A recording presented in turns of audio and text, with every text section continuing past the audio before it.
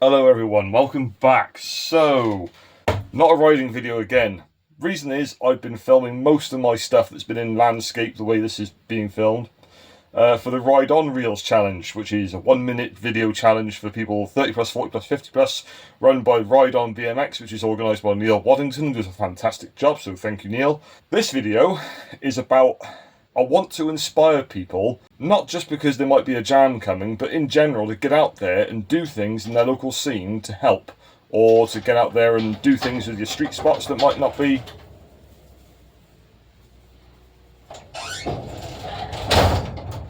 Really should have closed that before I started. Yeah, I want to inspire people. I want to get people the idea of getting out there and doing things for your local scene, whether there's going to be a jam or not, to improve spots or just sort it out so other people can ride it who are coming to your city or your town because it's maybe known for its street stuff, or it's not, or if someone's going to say, just do it for yourselves, do it for whoever, do it for everyone else, whatever, who cares.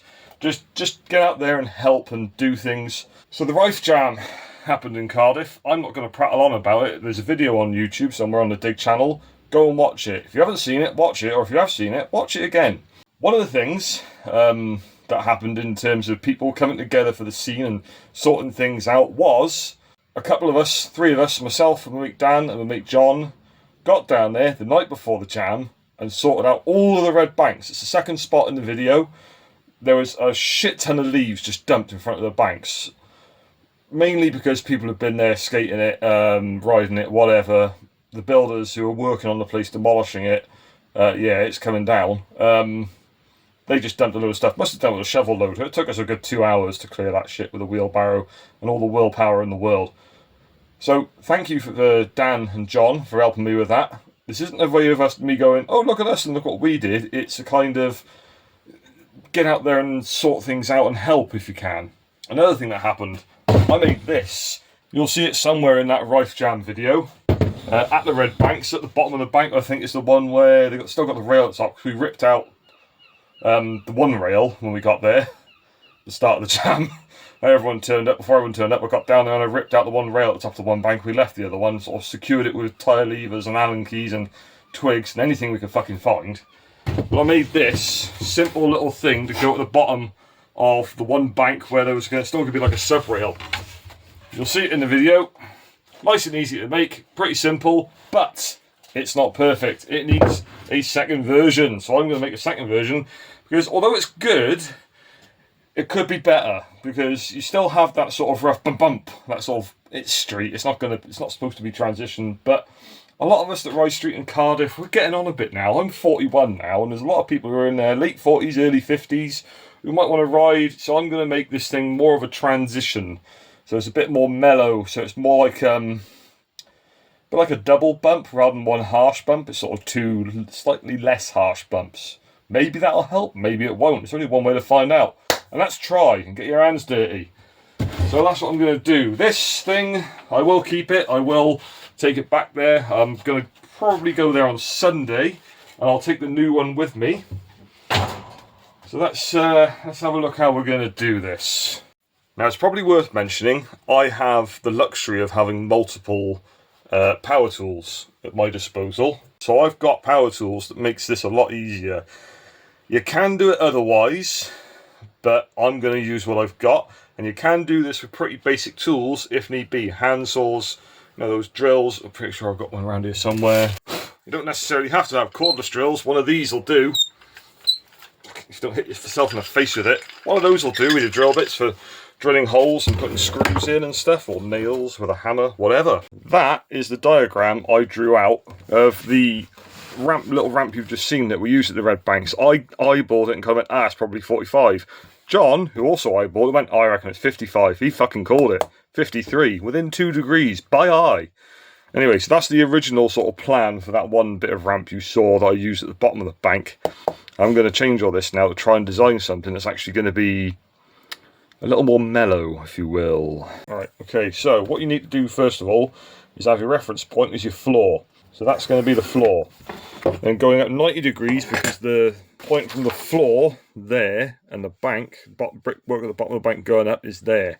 So that's your 90 degree reference point. So I'm just going to put a fucking line here. 165 divided by 2, that's 82.5. Or maybe the bottom of the bank isn't 90 degrees to the floor. I don't know. I didn't really check that. I'm just sort of making it up as I go along. Well, if it's not perfect, it doesn't really matter. Right, so there's your 165mm from the floor to the very bottom of the brickwork at the bank of the bank. If that makes any sense. Now, originally, I had this going out 280, so that's 140. There's my original line, going like that. I'm just going to do it dotted, like this. There's my original line. Like I said, I want this to be more mellow, so it's a little bit easier on people's wrists. So I'm going to have it kind of, I don't know what angle it's going to be, I have no idea. But that's pretty harsh, and that's going along with the bank, so maybe like that, and it'll be a little... this is purely experimental. I've got no idea how this is going to work. So that says 180, so it's going to be more like 360. I've got plenty of plywood for that. That's good. Maybe that'll work. Maybe it won't. Or do I want it going some way up the bank? This is the question now. This is the hard part. Do I want it to go some way up the bank? Or do I want it to meet at the bottom of the bank so it just goes bump? You know what? I'm going to do two versions. Yeah, I'm going to do two versions because this is going to boil my brain otherwise trying to decide. Because I am indecisive. Alright, so let's have that as 360. It says 180 on the ruler, so at 360. That's a fair bit more mellow, so that should be a bit more easy going to get up the bank. Might make it a bit easier. Now, I've got one of these. Angle finder. You can use a protractor. This is essentially a protractor. Just slightly different. Let's see what that angle says. Like I said, this one was like 53. This one, lock that down. That says 60. So I'm going to double the ply up just for a bit more strength because I don't want this to fail. I don't want wheels going through it. So we're going to make it 25mm thick, which is going to be 12 on this, 12.5. I will film a video of me actually using this and testing it on Sunday. If my whiplash is any better by then, because I've got whiplash because I come off my bike pretty fucking hard on Sunday, riding Chickenwood Park in Barry, and did a right good job on my neck. Here's the clip.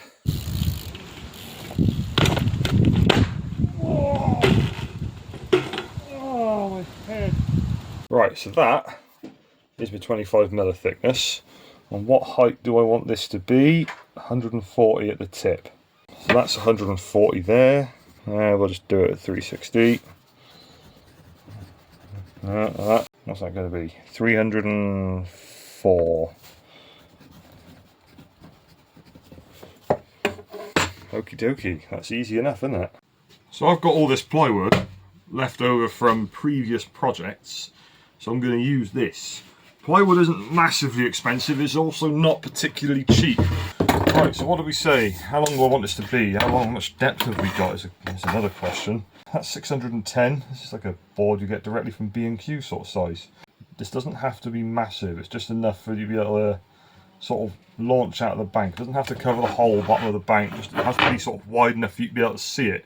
So even if it's like half the width of this whole piece, that's fine. 610, that's halfway, it's more than enough to get a bike up.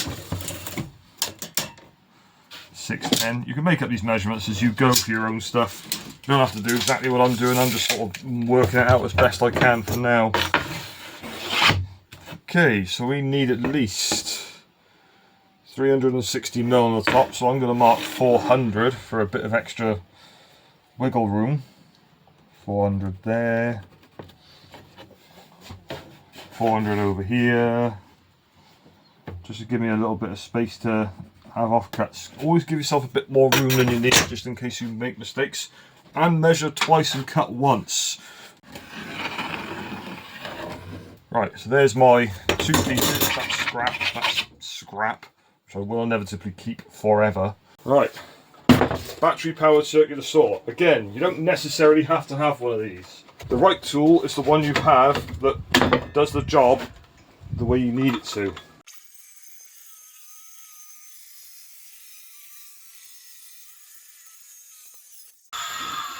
There's no point in cutting the angles on it yet because I haven't put it together. If I cut the angles on both of them, they're not going to match up. So I need to cut in half this way first, screw them together with a bit of glue to help, and then I can work out where the angles are going to be. Don't cut the angles first before putting them together because they're not going to match.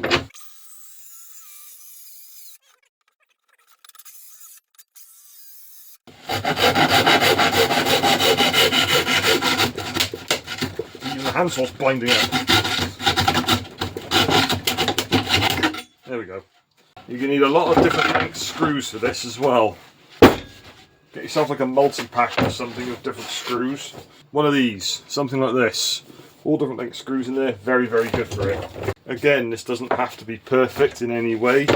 You're not making fine furniture doing this, you're bashing together a couple of bits of wood to try and make a street spot a little bit easier to ride. It's not like you're trying to, you know, make a cabinet display your mum's best crockery in. Here comes one of my favourite bits of woodworking, the glue. Not actually putting the glue on, it's picking the dry glue off your fingers. This is probably going to live outside at some point.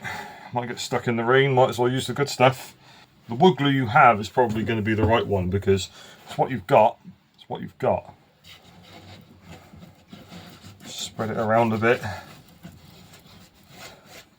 When you could put gloves on when doing this, you probably should.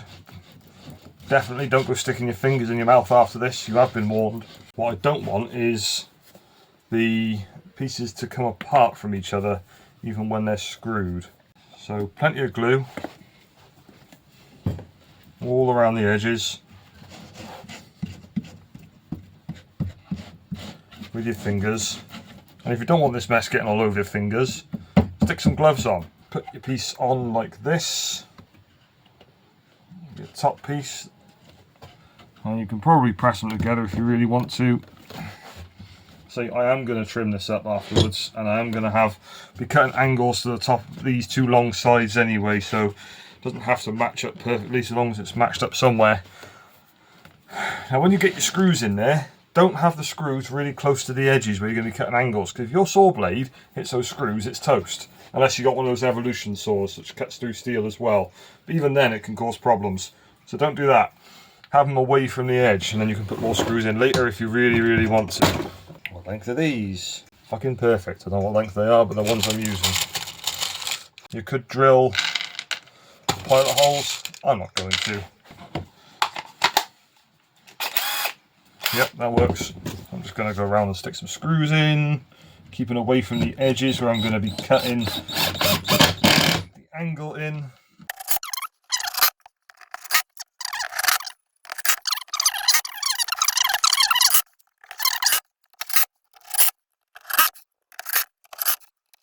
Going back to the drawing of things we need. Going back to the drawing of what we need. Inner edge needs to be 304mm away from the insides, or saying that, that's a different angle to that one up there. That's 63, so that's going to be a very different angle to be flush. Now I've kind of cut this up. Starting again, you need to find the angle at which that needs to be cut. So that angle up there is in fact 63 degrees inside. This angle is going to be the opposite, which is not going to be 63 degrees. And that inner angle is going to be, let's have a look, 151 apparently. Right, slight change of plan. I'm going to make that 60 and that 150. That way they're opposite and equal. That's kind of how it works. It's trigonometry. I learned it in school and then I've relearned it in my current job. But I am going to have to do that by hand, that one, rather than, because I'm going to have to cut it as steep as I can with my circular saw, tilted on an angle, and then get the rest of the way there with a hand plane. That is going to be tricky. If you don't have a long hand plane like me, you might be screwed here. Anyway, this isn't really a how-to. There's never supposed to be a how-to. It's a video to encourage you all out to get out there and do some work to your local street spots to make them work a bit better for you, so it can be a bit easier to ride, maybe, or just make them do things for a jam, whatever. You know the theme of this video by now. I let myself have 20mm of wiggle room here, didn't I? So I'm going to set this square. Can't fucking see anything on that one, it's so old. Set this one 20mm, using the edge as reference, like this. 20mm from either edge. So I cut it at 400, but I need it to be 360. So 20mm plus 20 is 40. Take it off, you've got your 360. So it needs to cut in that way, because this is going to be the top edge. Just make some marks for there. It's not 60 degrees, I know, but it's near enough. Turns out I can't cut at 60, it only goes up to 45. If I do it at 30, let's just mark it at 30 and see what it looks like on the end grain. 30 degrees is 60 away from 90. So that kind of makes sense to me. Does that make sense to everyone else? I don't know. So because it's angled that way, I'm going to have to cut this way. So I'm going to clamp it on that end and then cut this way and have all the sawdust blowing at me. I'm going through all the angles and all this mess for your benefit, so you don't get stuck trying to work it out like I'm trying to work it out at the moment.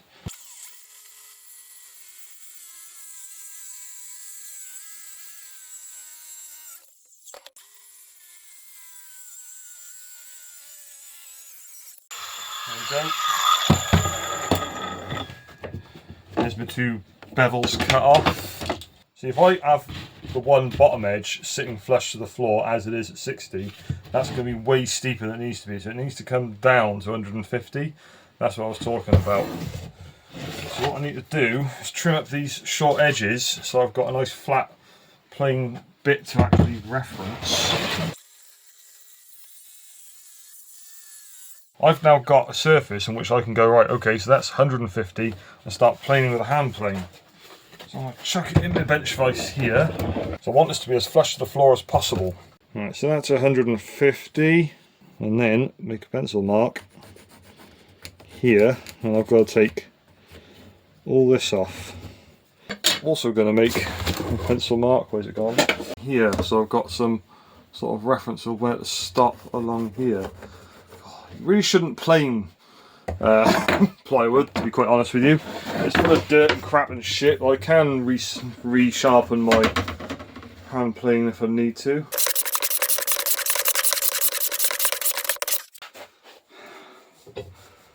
Getting there. Always use your angle finder. Check your work, see if you're actually planing in the right place. It looks about 150, in fact it's a little bit mellower. It's definitely mellower. Oh well, whatever. Near enough. There we go, that's more like it. Now, I'm going to do the same thing with this one as I did with, where's it got? This one. I'm going to use pallet blocks, cut at an angle by hand, and cut to length for supporting it. Probably going to put 3 on again, just so it's got plenty of support underneath it. I used 3 on that one, so I'll use 3 on this one. That's going to make things a lot easier. Cool. Right, hopefully it works. We'll find out on Sunday. Pallet wood. You can get it almost fucking anywhere.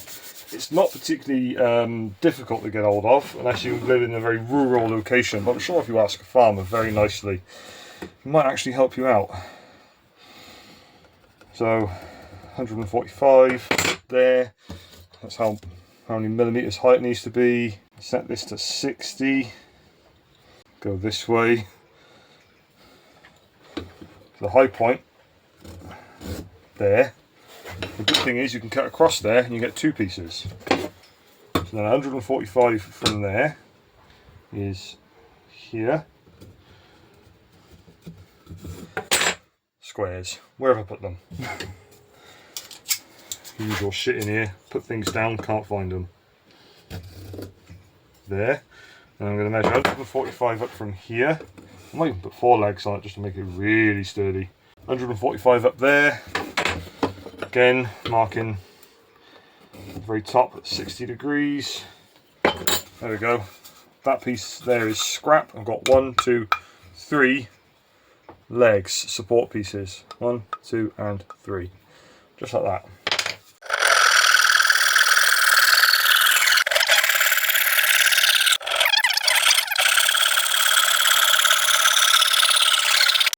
Got the 3 legs. Just going to give them a little look just to make sure they're roughly the same height. I think this one's a little bit lower, but that's not the end of the world. I could trim these 2 up a bit to make them a little bit lower. I don't think I'm going to bother. Well, they're kind of near enough. This, like, I've said it a couple of times already, this isn't fine furniture making. They don't have to be absolutely perfect. They are near enough the same height. It's like a mill maybe in it. The floor's not going to be that level, let's be honest. Now here's another instance in which you need to be careful, because if you go sticking these to this end, obviously they're not going to match up, and you can see that by the angle here and the angle there not matching. They've got to go this end. Now I'm not going to glue these on, and there's a good reason for that, because if they get broken I can take them off and replace them. I'm going to try and get these as flush as I can. I can't clamp them on, I'm just going to have to hold it by hand for the minute, but I'm going to drill pilot holes this time just so it makes it a little bit easier. And I'm going to use a drill bit with a countersinker on it just so I can get it in a nice place for the screw head to sit in.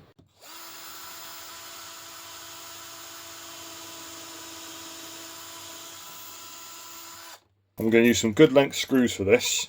How long they are? No idea. I want plenty of grip going through the top piece and into the leg. I do not want it to be a weak joint. Like I said, I'm not actually gluing it. In case they do get broken, they can be easily replaced.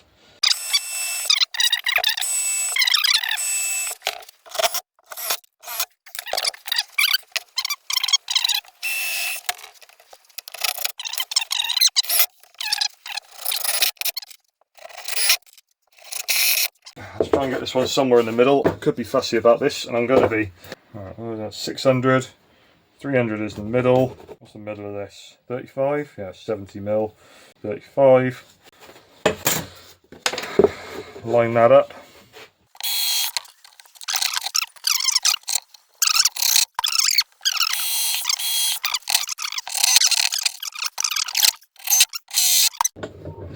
There we go. A slightly mellower. I haven't fully finished it because I've got to sand all these edges and shit, but you don't need to see that. Time to end this video here. Hopefully this will inspire some of you to get out there in your workshop if you've got one, if you've got a garage or whatever, or if you've got like a Black & Decker workbench, stick out in the backyard, and if you've got one, and get making stuff. Go around your mate's house if you have to and do it.